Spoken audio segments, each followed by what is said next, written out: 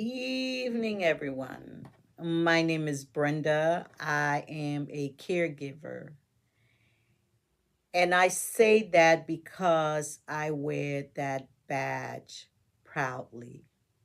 I'm very happy to have the identity of being a caregiver. I had this idea that I wanted to create a space for caregivers to talk, not just to talk, but to share, real life sharing about what's going on in their lives, how are they handling the spaces that they're in, and just to share about their lives. The work that we do as caregivers, we are not we are not celebrated enough as caregivers. Not that we do it for the accolades, because that's not possible because we don't make enough money. We don't do it for the money. Sorry. Nor do we do it for the yays and the salutes and all those things. We do it because of the heart that we carry inside of us. When you come to a point where you need a caregiver, you will understand what caregivers go through.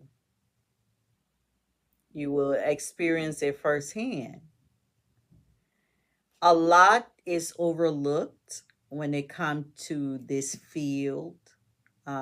Wages, definitely we are at the bottom of the wage scale. Although we do work that nurses do not do, or doctors. We are on the front line of patient care.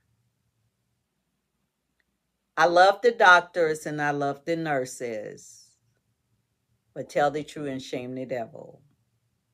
Caregivers are on the front line. There are many different spaces that we work in. We work in people's homes. We work in nursing homes. Um, we work in hospitals. We work in hospice care.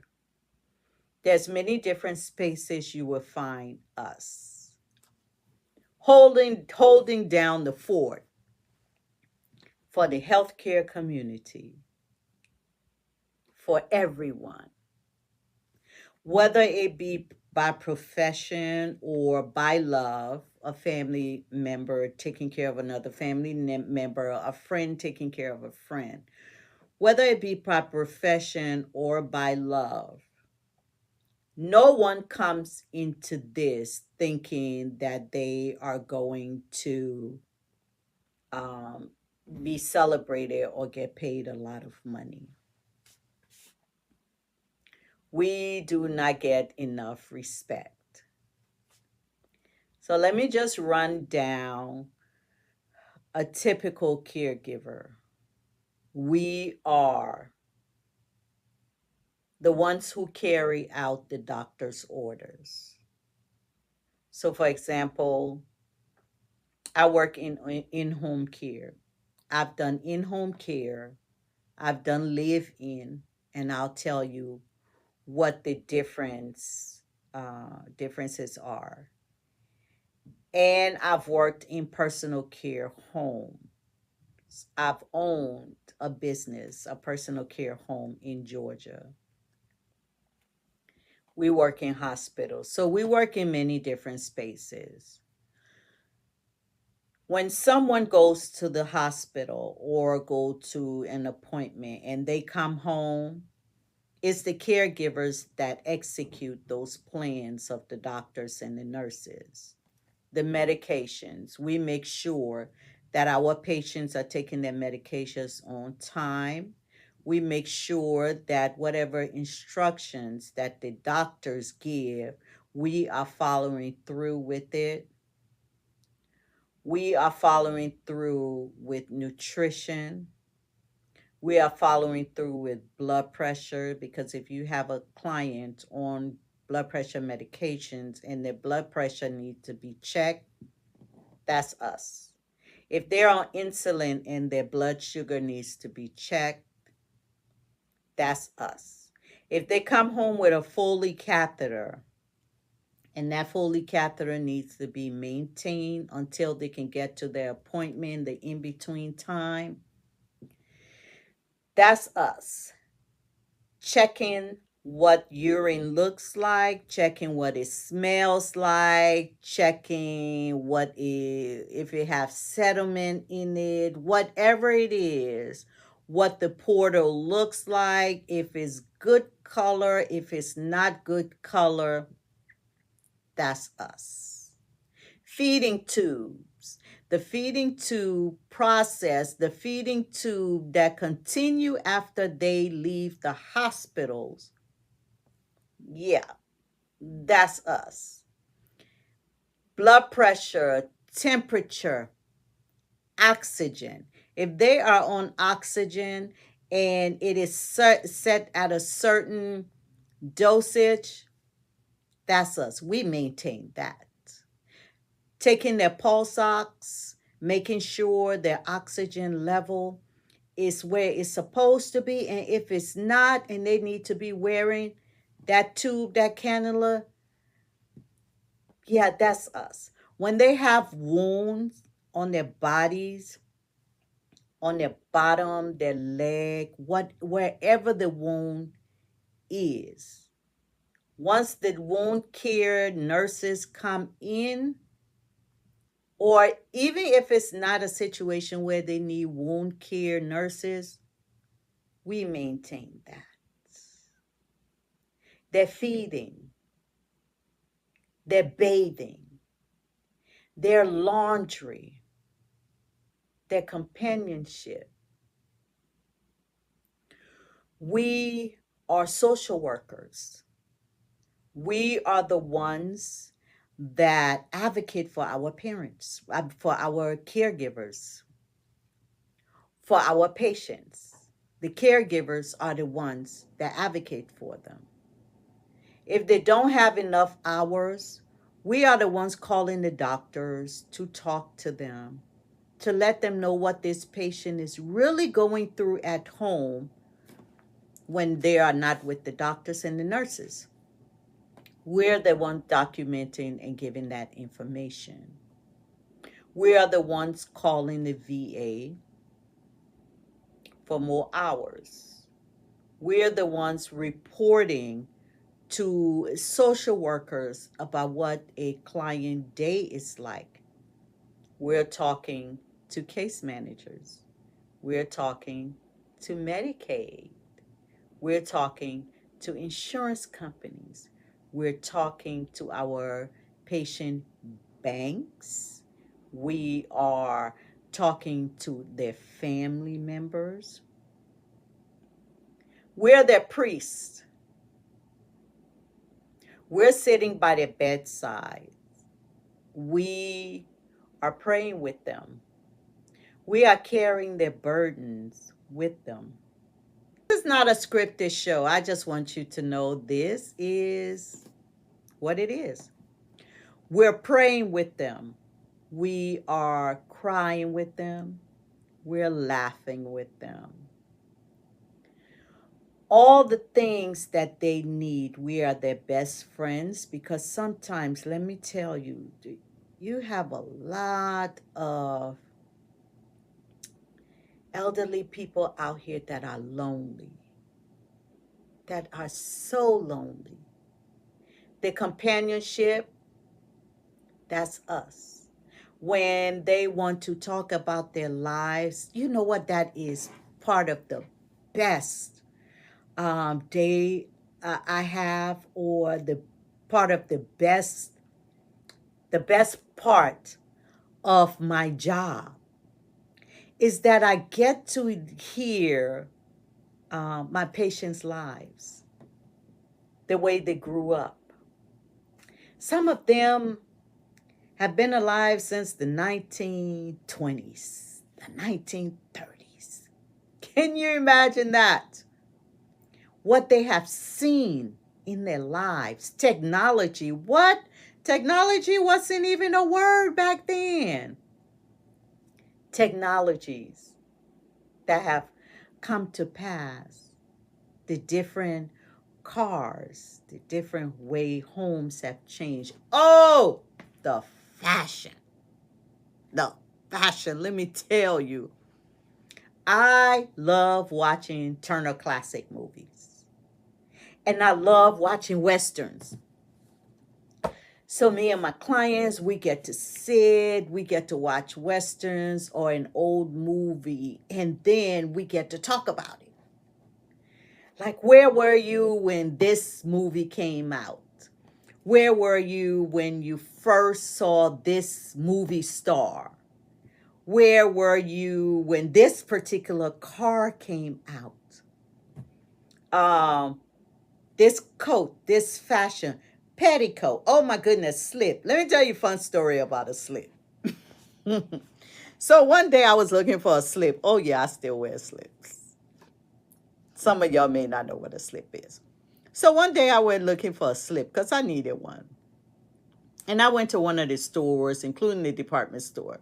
And I'm walking in the department store. I'm not looking for a slip. So I go up to this young lady. I say, excuse me, can you please help me to find a slip? She said, ma'am, what is a slip? I said, oh.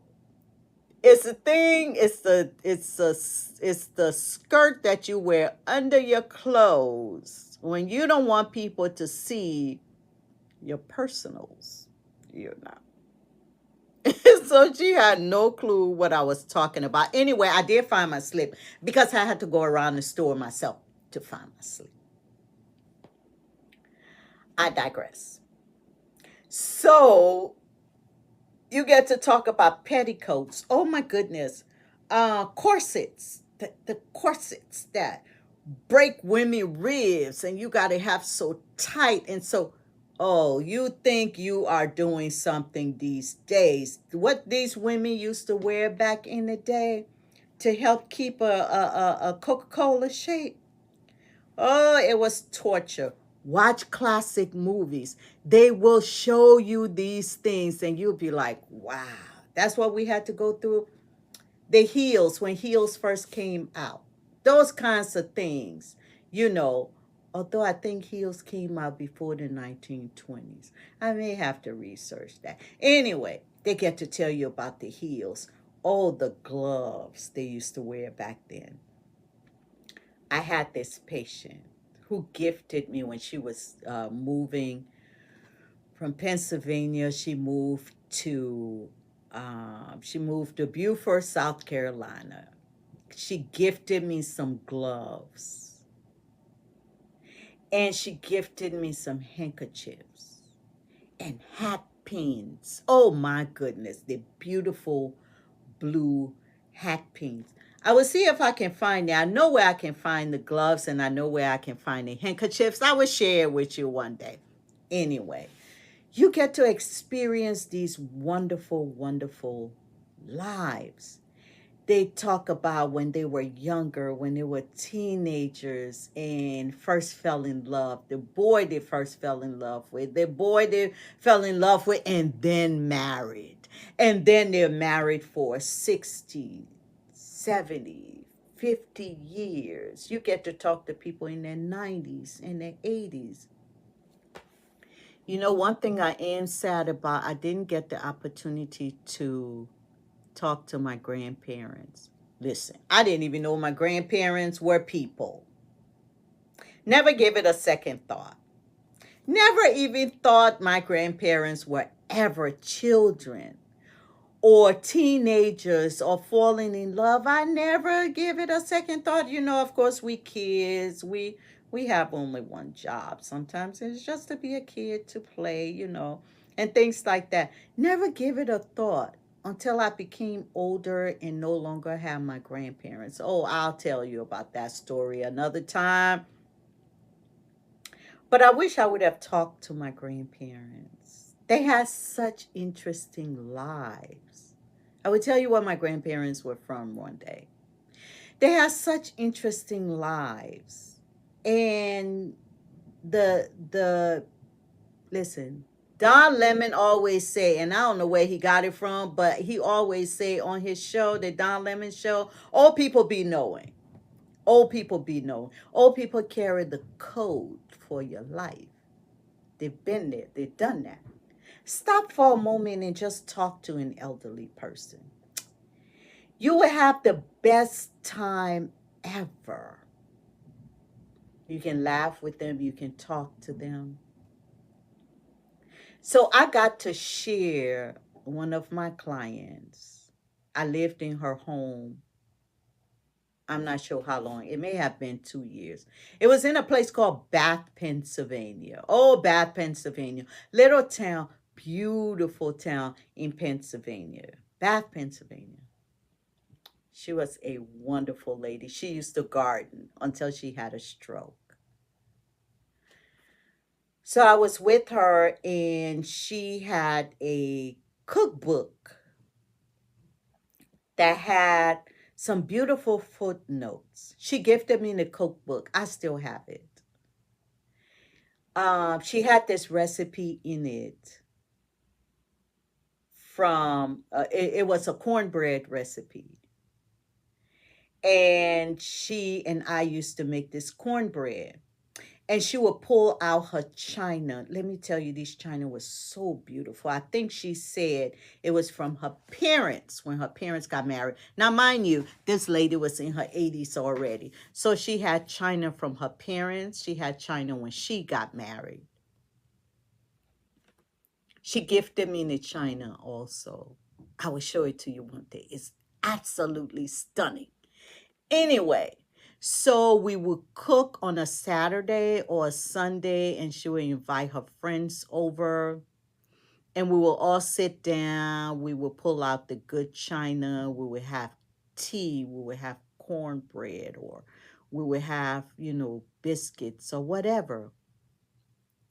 And we had the best time. I love sharing her life. She, of course, became family.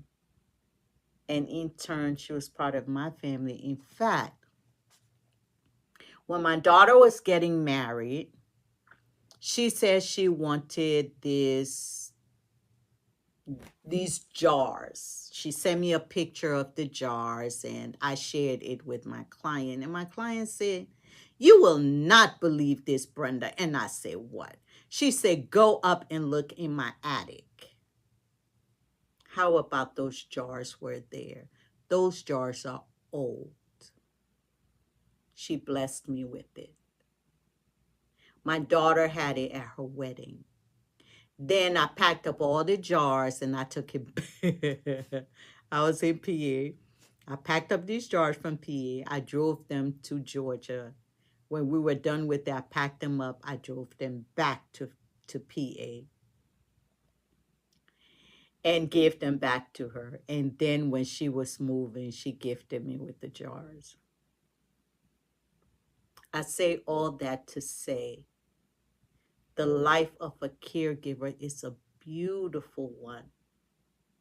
I just want you to stop for a moment and think about your life and where you may end up one day and who you will need one day. If you have the opportunity to take care of someone,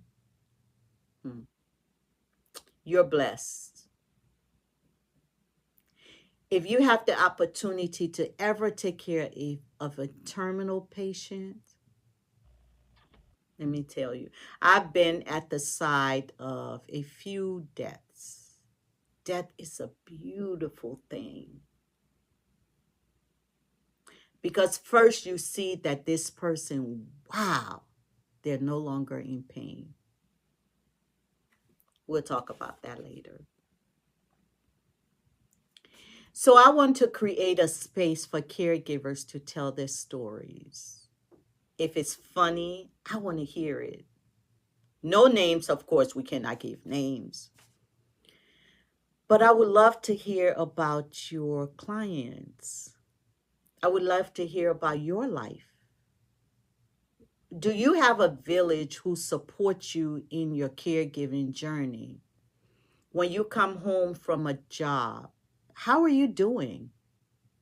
How are you doing? Are you going home in a closet crying because of your day? I've been there. I've been there. Or if you are a family caregiver and you need to take a break, how are you handling that? How are you doing? I want to create a space. I want this space to be that. Oh, and if you come home one day and you say, I feel like singing, let me call Brenda so I can sing to her. I am here for it. Or I live in the Lawrenceville area. Or if you come home one day and you so out of it, or you just feel good that day and you feel like just spreading out a blanket on your lawn and you say, I just want to lay here and I just want to look up at the sky. And you call me one day and you say, Brenda, I am out here on my lawn. Hold up. Out here on my lawn looking at the sky. You want to bring your blanket and come lay down in the grass with me and we can look at the sky together? Hey, you tell me where you are and I will be there and we will lay in the grass and look at the sky together. I do that with my grandchildren sometimes. I have a hill in front of my house. Sometimes it does me good to roll down the hill with my grandchildren. Oh, yeah, I like it. Oh, I'll tell you about them sometime too. But these are some of the things that we go through. And if you ever end up in your closet and you bawling and you say, Brenda, you want to come sit in the closet with me? I will come and sit in the closet with you if I can. But I also want to hear about your village, right? Who's holding you up? Who's holding you up? Who are your friends? That's important to have. Now, I'm not a therapist, nor do I play one on TV, but I do so sometimes will sit and listen. If you need someone to just sit and listen, if you want to video me and we can. So, if you say that who's helping you with all of this, now I should tell you, I know nothing about social media, nor do I know anything about any of this space. I don't know. But my sister does. Her name is Saneca. She knows about social media. So she helped me. She helped me sign up for social media and to get me started on all this stuff. Well, I'm trying to find my number so you can call me sometimes. Anyway, so this is going to be debuted on Facebook at the Net Umbrella Family on Facebook. Also, the Net Umbrella channel on YouTube. What? Also, my sister's channel, Saneca TV. And all this will fall into place as I learn, as she teach me. She got to teach me stuff, y'all. Listen, I don't know about any of this stuff, but I'm going to do it nonetheless. I sure am. And I hope you join me in celebrating caregivers. Celebrating, let me give you a hand. Celebrating caregivers that are doing it. Family caregivers that are doing it. Friends caregivers that are doing it. Professional caregivers that are doing it. Yay, let me celebrate you. If you know how to play the piano and you want to play the piano for me, we can arrange that and you can play the piano. If you want to sing, sing that song. I don't know how to sing, but I will try it. Let me tell you a funny story. My mom, right? My mom cannot sing. She cannot sing to save her life. But she will call you on your birthday and she will sing to you. Let me tell you. So then I picked it up and started doing it. Hence my day job. I still got my day job because I can't sing worth to save my life. But if I know where your birthday is, I can sing to you on your birthday. I hope that this space becomes family and friends, that we can share each other's burden. Let me tell you something. Let me tell you a little secret. Come close. There is only one reason you are on this planet, on this earth, breathing today. And that reason is for another human being. You're not here for your money.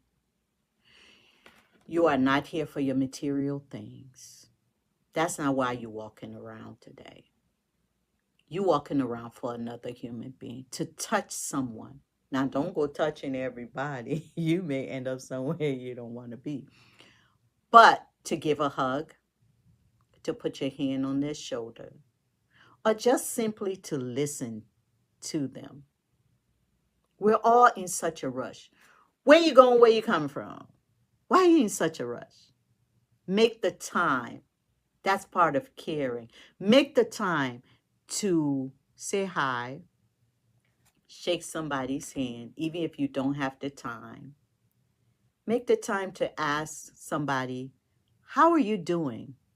But don't just ask them. Stand there and listen. Make the time to stand there and listen to how they're doing. They might say, girl, I am doing awesome today. I'm above ground. That's my saying. I'm above ground. The rest, that's God's business. But take the time to listen. Or they might say, I'm not doing so well today. And you may have the opportunity to share love or share kindness with someone. Slow down. Leave a little later. Now, I'm not saying this stuff that I always do, but I do try my best. And I think if we can all try our best in these areas, nobody would be left out. I promise you. Because if you cover me and I cover Sarah, and Sarah covers John, and John covers Derek, and Derek covers whomever, we will not, no one will be left out. So I hope you join me in celebrating each other, celebrating the caregivers that you are or that are in your life, and share this space with me. I will greatly appreciate it. I will be grateful that you chose me to share part of your life with and things that you love doing. So, until next time, remember, there is only one reason you are in this world today, and that's for another human being. So be kind to each other. Be in the extra waiting for your fellow man, and you will find treasure in your life in that day. Join the convo. We care about your story. Become a sponsor. Email for more information, thenetumbrella@gmail.com or call 470-333-3254. Be sure to visit us online. Just hit the link in the description.